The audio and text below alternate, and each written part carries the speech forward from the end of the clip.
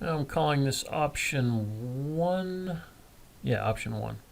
Um, this option keeps doorways, pass-throughs, everything in the same place. The only pass-through I got rid of is right here, of which I have a refrigerator, counter depth refrigerator, and a pantry with pull-out shelves. 30 wide pantry, 36-inch wide space for the refrigerator.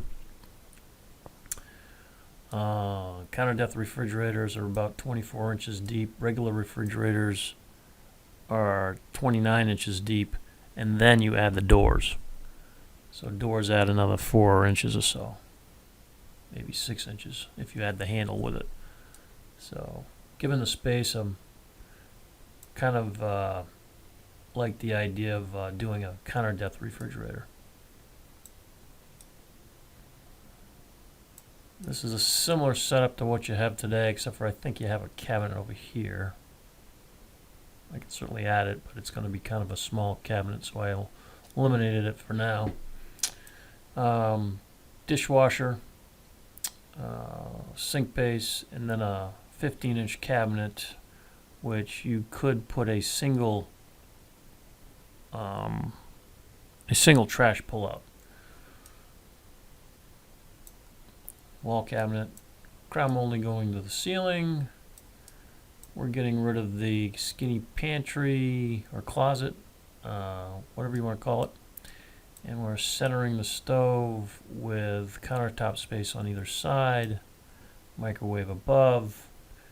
We can certainly fill in this space as you'd like, but at the moment I've got a bank of flanking drawers.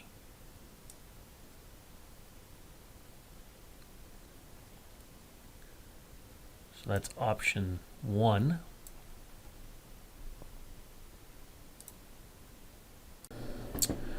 This is option 2.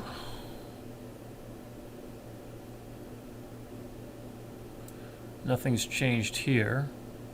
Still got a counter depth refrigerator, panels on either side of the refrigerator, 30 wide pantry with rollout trays. Crown molding goes to the ceiling, but we did change where we are putting the door and where we're putting the pass-through. In option 3, I'll tell you a little bit more about load-bearing walls, but if this sink wall is a load-bearing wall, then changing the location of the pass-through and the location of the doorway is easier said than done, because you have to hold up the ceiling.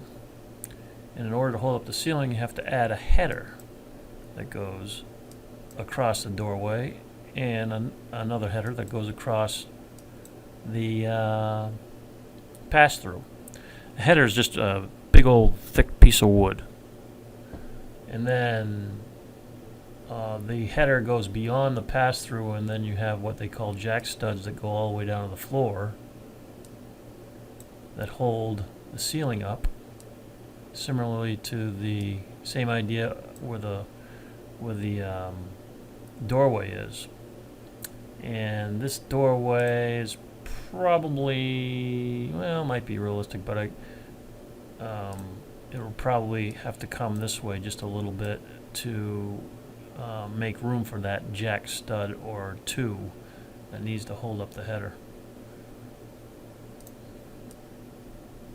Well, we have a dishwasher, sink, a cookie sheet storage base cabinet, a super Lazy Susan, a stove, obviously.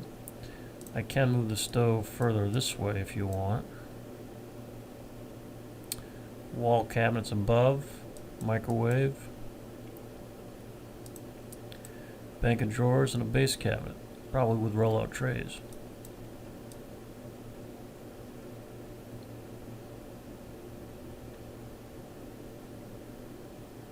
So that is the second option.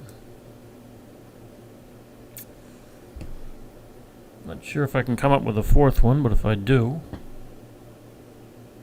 I will share it with you. Okay, I'm calling this option 3. Obviously, I've removed the wall leading into the dining room.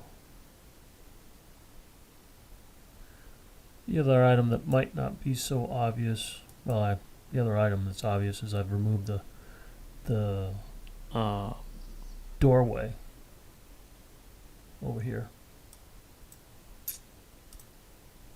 And I've also, this might not be so obvious, I moved the pass-through this way. If this wall to the dining room is not load-bearing, then that's pretty easy. If this wall, one of them is going to be load-bearing, either the sink wall or the dining room wall is going to be load-bearing. If the sink wall is load-bearing, then moving this opening or pass-through is easier said than done. I'm moving it probably maybe a foot. When I say easier said than done, is if your pass-through is somewhat like right here, then above the pass-through, if this is a load-bearing wall, there's a header there above the pass-through, and the header sits on jack studs that go down to the floor. And that's what holds the ceiling up. So if we move this pass-through to the right a foot, then that header will need to be reconstructed. Otherwise, there might be an issue with the ceiling falling down. We don't want that, obviously. In any event, I thought I'd show a third option. I'd say the third option is the most functional option. We have a dishwasher here, base cabinet with a drawer. This could be a base cabinet with a set of drawers. Wall cabinet. A 36 wide sink base. 36 wide sink bases are probably the most common sink base when you have the room. And you'll be able to get a double sink or a much bigger sink than you have today. Next to the sink, the idea would be to put a trash pull-out here with a drawer on top. Super Lazy Susan in the corner. Wall cabinets you can see. Stove, microwave over the stove. Base cabinet with a drawer behind the two doors would be roll-out trays. Or again, you could put a set of drawers here. Crown molding would go to the ceiling. On either side of the refrigerator is panels. This refrigerator is a counter depth refrigerator. Given the size of the room, I thought a counter depth refrigerator would be better. A regular refrigerator has a carcass of say 29 inches. A counter depth refrigerator has a carcass of say 24 inches deep. So they're more, a counter depth refrigerator is shallower. Then a pantry with, you have a 24-inch pantry. This is a 30-inch pantry with roll-out trays.